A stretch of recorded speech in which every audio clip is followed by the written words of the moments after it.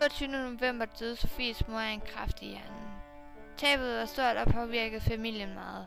Tabet af sin mor gjorde meget ondt på Sofie, som var oppe og besøgte hendes mors gravsted hver dag. Vejen op til kirken var lang og hård for Sofie, men det var vigtigt for hende at komme op og fortælle om dagen, der var gået.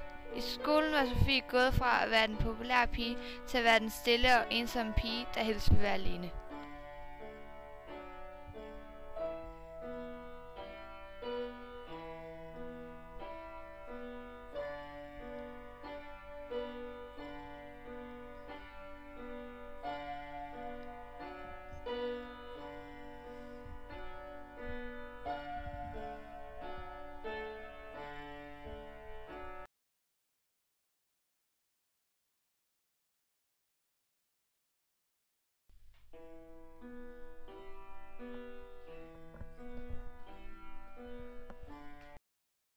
Man skal snakke med personen, men hvad skal man egentlig snakke om?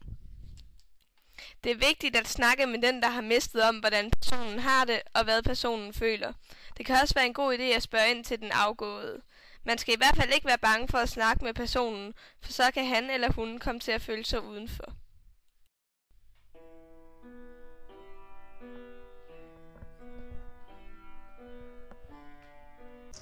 Selvom din hjælp ikke virker første gang, er det vigtigt at blive ved, for det kan være, at personen får brug for dig på et andet tidspunkt.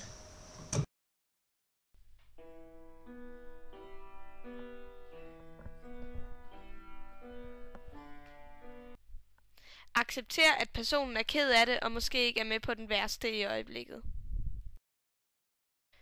Men lad alligevel være med at tænke dårligt om personen, hvis han eller hun har lyst til at have det sjovt på et tidspunkt.